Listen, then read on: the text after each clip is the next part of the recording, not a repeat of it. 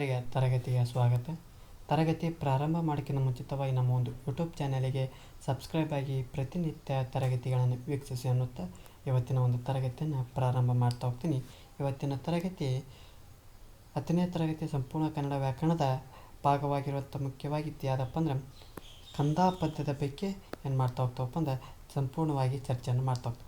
ಈ ಒಂದು ತರಗತಿಯೊಳಗೆ ಕಂದಾ ಪದ್ಯದ ಲಕ್ಷಣಗಳ ಬಗ್ಗೆ ಈ ಒಂದು ತರಗತಿಯೊಳಗೆ ಸಂಪೂರ್ಣವಾಗಿ ಚರ್ಚೆಯನ್ನು ಮಾಡ್ತಾ ಹೋಗ್ತೀವಿ.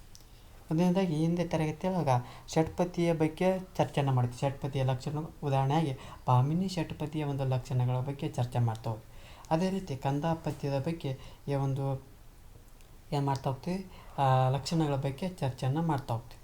ಈ ಹಿಂದೆ ಹೇಳಿದ್ದೆ 3 ಸಾಲಿನ ಪದ್ಯ ತ್ರಿಪದಿ, 3 ಸಾಲಿನ ಪದ್ಯ ತ್ರಿಪದಿ, 4 ಸಾಲಿನ ಪದ್ಯ ಕಂದಾ ಪದ್ಯ, 6 ಸಾಲಿನ ಪದ್ಯ ಷಟ್ಪದಿ ಅಂತಂದು ಈ ರೀತಿಯಾಗಿ ನೆನಪಿಟ್ಕೊಡ್ಬೇಕಂದು ಈ ಹಿಂದೆ ತರಗತಿಗಳಲ್ಲಿ ಹೇಳ್ತಾರೆ.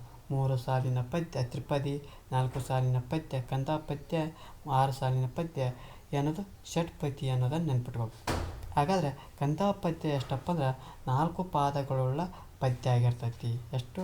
1, 2, 3, 4 ಪಾದಗಳುಳ್ಳ ಪದ್ಯ ಆಗಿರೋದು ಯಾವುದು? ಕಂದಾ ಪದ್ಯ.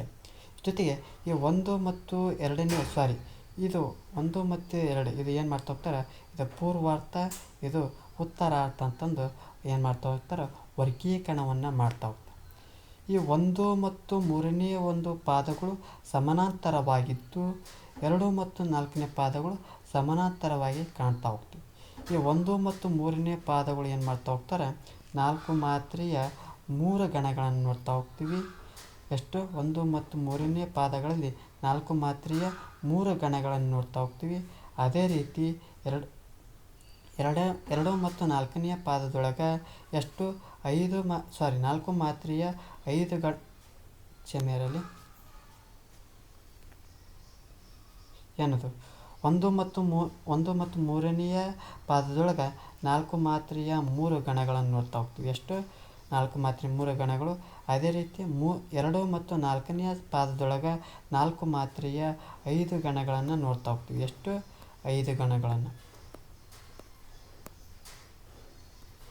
ಹಾಗಾದರೆ 1ನೇ ಸಾಲಿನೊಳಗೆ ಎಷ್ಟು ಮಾತ್ರೆಗಳನ್ನು ನೋಡ್ತಾ ಹೋಗ್ತೀವಿ? 12 ಮಾತ್ರೆಗಳು. 2ನೇ ಸಾಲಿನೊಳಗೆ 20 ಮಾತ್ರೆಗಳನ್ನು ನೋಡ್ತಾ ಹೋಗ್ತೀವಿ. ಅದೇ ರೀತಿ ಪೂರ್ವಾರ್ಥದೊಳಗೆ 3ನೇ ಸಾಲಿನೊಳಗೆ 12, 4ನೇ ಸಾಲಿನೊಳಗೆ 20 ಮಾತ್ರೆಗಳನ್ನು ನೋಡ್ತಾ ಹೋಗ್ತೀವಿ. ಒಟ್ಟಾರೆಯಾಗಿ ಪೂರ್ವಾರ್ಥದೊಳಗೆ ಎಷ್ಟು ಮಾತ್ರೆಗಳು ನೋಡ್ತಾ ಹೋಗ್ತಾವಪ್ಪ ಅಂದ್ರೆ 32 ಮಾತ್ರೆಗಳನ್ನು ನೋಡ್ತಾ ಹೋಗ್ತೀವಿ. ಉತ್ತರಾರ್ಥದೊಳಗೆ ಒಟ್ಟಾರೆಯಾಗಿ 32 ಮಾತ್ರೆಗಳನ್ನು ನೋಡ್ತಾ ಹೋಗ್ತೀವಿ. ಕಂದಾ ಪದ್ಯದ ಟೋಟಲ್ ಎಷ್ಟು ಮಾತ್ರೆಗಳನ್ನು ನೋಡ್ತಾ ಹೋಗ್ತೀವಿ ಅಂದ್ರೆ 64 ಮಾತ್ರೆಗಳನ್ನು ಒಟ್ಟಾರೆಯಾಗಿ ನೋಡೋದನ್ನು ಗಮನಿಸ್ತಾ ಹೋಗ್ತೀವಿ. ಅಂದರೆ ಸಾಮಾನ್ಯವಾಗಿ ಸರಳ ರೂಪದಲ್ಲಿ ಹೇಳೋದಾದ್ರೆ ಕಂದಾ ಪದ್ಯವು 4 ಸಾಲಿನ ಪದ್ಯ ಆಗಿತ್ತು. 1 ಮತ್ತು 3ನೇ ಸಾಲಿನ ಪದ್ಯವು 1 ಮತ್ತು 3ನೇ ಸಾಲಿನ ಪಾದವು ಸಮಾನಾಂತರವಾಗಿತ್ತು. 2 ಮತ್ತು 4ನೇ ಸಾಲುಗಳು ಸಮಾನಾಂತರವಾಗಿರೋದು ಕಂಡು ಬರ್ತಾ ಹೋಗ್ತವೆ. 1 ಮತ್ತು 3ನೇ ಸಾಲಿನೊಳಗೆ 4 ಮಾತ್ರೆಯ 3 ಗಣಗಳನ್ನು ನೋಡ್ತಾ ಹೋಗ್ತೀವಿ. 2 ಮತ್ತು 4ನೇ ಸಾಲಿನೊಳಗೆ 4 ಮಾತ್ರೆಯ 5 ಗಣಗಳನ್ನು ನೋಡ್ತಾ ಹೋಗ್ತೀವಿ. 1 ಮತ್ತು 3ನೇ ಪಾದದೊಳಗೆ 12 ಮಾತ್ರೆಗಳನ್ನು ನೋಡ್ತಾ ಹೋಗ್ತೀವಿ. 2 ಮತ್ತು 4ನೇ ಪಾದದೊಳಗೆ ಒಟ್ಟಾರೆಯಾಗಿ 20 ಮಾತ್ರೆಗಳನ್ನು ನೋಡ್ತಾ ಹೋಗ್ತೀವಿ. ಪೂರ್ವಾರ್ಥದೊಳಗೆ ಒಟ್ಟಾರೆಯಾಗಿ 32 ಮಾತ್ರೆಗಳು. ಉತ್ತರದ ಅರ್ಥದೊಳಗೆ ಒಟ್ಟಾರೆಯಾಗಿ 32 ಮಾತ್ರೆಗಳು. ಒಟ್ಟಾರೆಯಾಗಿ ಕಂದಾ ಪದ್ಯದೊಳಗೆ 64 ಮಾತ್ರೆಗಳು ಕಂಡುಬರೋದನ್ನು ಕಾಣ್ತಾ ಹೋಗ್ತೀವಿ. ಇದಿಷ್ಟೇನಪ್ಪ ಅಂದ್ರೆ ಕಂದಾ ಪದ್ಯದ ಒಂದು ಲಕ್ಷಣವಾಗಿರೋದನ್ನು ಕಾಣ್ತಾ ಹೋಗ್ತೀವಿ. ಈ ಒಂದು ತರಗತಿಯೊಳಗೆ ಸಂಪೂರ್ಣವಾಗಿ ಕಂದಾ ಪದ್ಯ ಎಂದರೇನು, ಕಂದಾ ಪದ್ಯದ ಒಂದು ಲಕ್ಷಣಗಳ ಬಗ್ಗೆ ಚರ್ಚೆಯನ್ನು ಮಾಡ್ತಾ ಹೋದ್ವಿ. ಈ ಒಂದು ತರಗತಿ ಇಷ್ಟ ನಮ್ಮ ಒಂದು ಯೂಟ್ಯೂಬ್ ಚಾನಲಿಗೆ ಸಬ್ಸ್ಕ್ರೈಬ್ ಆಗಿ, ಈ ಒಂದು ತರಗತಿ ಇಷ್ಟ ಲೈಕ್ ಮಾಡಿ, ಜೊತೆಗೆ ಡಿಸ್ಲೈಕ್ ಮಾಡಿ, ಕ್ಷಮೆಯಲ್ಲಿ ಈ ಒಂದು ತರಗತಿ ಇಷ್ಟ ಲೈಕ್ ಮಾಡಿ, ಇಲ್ಲದಿದ್ದರೆ ಡಿಸ್ಲೈಕ್ ಮಾಡಿ. ಏನಾದರೂ ದೋಷಗಳು ಮತ್ತು ನಿಮ್ಮ ಒಂದು ಅಭಿಪ್ರಾಯಗಳನ್ನು ಕಮೆಂಟ್ ಬಾಕ್ಸ್ನ ಮೂಲಕ ತಿಳಿಸಿ ಅನ್ನುತ್ತಾ ಈ ಒಂದು ತರಗತಿಯನ್ನು ಮುಗಿಸ್ತಾ ಇದ್ದೀನಿ. ಎಲ್ಲರಿಗೂ ಧನ್ಯವಾದಗಳು.